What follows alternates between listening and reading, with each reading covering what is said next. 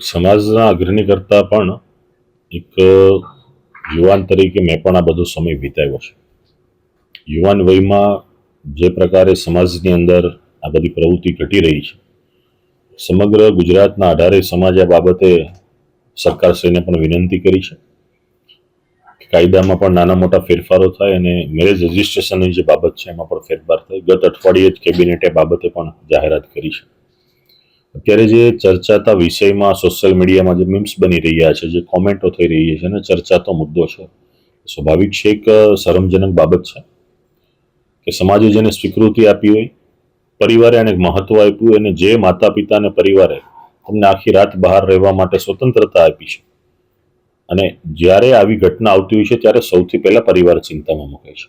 આજે એમના માતા પિતા, એમના કાકા, એમના ભાઈઓ, બહેન, પરિવાર એ ખૂબ શરમજનક પરિસ્થિતિ અનુભવે છે અને ચિંતામાં છે. એટલે આ કોઈ મારી ચિંતા હોય એવો વિષય નથી, એમના પરિવારની ચિંતા છે. તો સ્વાભાવિક છે કે સમાજ આ બાબતમાં ચિંતા અનુભવતો હોય છે.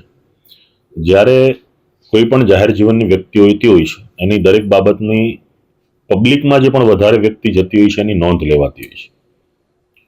તો આવી વ્યક્તિ જ્યારે આ પ્રકારનું પગલું ભરે છે તો એની ટીકા ટિપ્પણી ચર્ચા થવાની છે. ઘણાને આ નિર્ણય મંજૂર પણ હોઈ શકે, બીજી વ્યક્તિઓને, બહારની ત્રાહિત વ્યક્તિ હું તો કહું છું, અને એને મંજૂર ના પણ હોઈ શકે, હોઈ પણ શકે. પણ મંજૂર કે ના મંજૂરનો વિષય એના પરિવારે નક્કી કરવાનો છે. ત્યારે એના પરિવારને આ વસ્તુ પસંદ પણ નથી, ખૂબ ચિંતામાં પણ છે, અને પોતાના જે પણ પ્રયાસો કરવાનો પ્રયાસ પણ કરે છે. ગત 17 તારીખે એમના પિતાએ ગુમ થયાની કાપોદ્રા પોલીસ સ્ટેશનમાં અરજી આપી છે. આજ દિન સુધીમાં 17 તારીખથી આપણે ગણી લઈએ તો આજે 10 દિવસ જેવો સમય થયો છે. 10 દિવસના સમયગાળામાં પરિવારને મળવું નહીં, વાતચીત ન કરવી, તો જે આપણને જન્મ આપે છે એવા માતા પિતાથી પણ આપણે જો વાતચીત કે દૂર રહેતા હોય અને મળી પણ ન શકતા હોય તો એ ખૂબ ગંભીર પરિસ્થિતિ ઊભી થતી ગણાય. અને આ પ્રકારની પ્રવૃત્તિઓથી બીજી કોઈ પણ દીકરીઓને પણ એના પિતા કે માતા પિતા કે એનું પરિવાર રિસ્ટ્રિક્શન વધારે છે. કે આટલી સ્વતંત્રતા આપવા હોવા છતાં પણ જ્યારે તમે આવું પગલું ભરો છો, બીજો એક સવાલ પણ સામે આવતો હોય છે કે શું એની મરજીથી એ લગ્ન કરી શકે નહીં?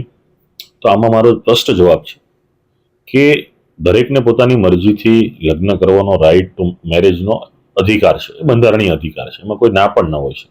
પણ જ્યારે તમે પરિવારે એટલી મજબૂતાઈ આપી છે, સ્વતંત્રતા આપી છે, તમે એક દીકરી તરીકે સમાજમાં પોતાના પગ પર ઊભા થઈ અને એક રેવન્યુ ઇન્કમ ઊભી કરી શકો છો, એટલી તમારી તાકાત છે, ત્યારે મેરેજની બાબતમાં પણ પરિવારની સાથે ઊભું રહેવું એટલા માટે આવશ્યક છે કે આ પરિવારે તમને સહકાર આપ્યો છે ત્યારે આપણે આગળ આવ્યા છીએ.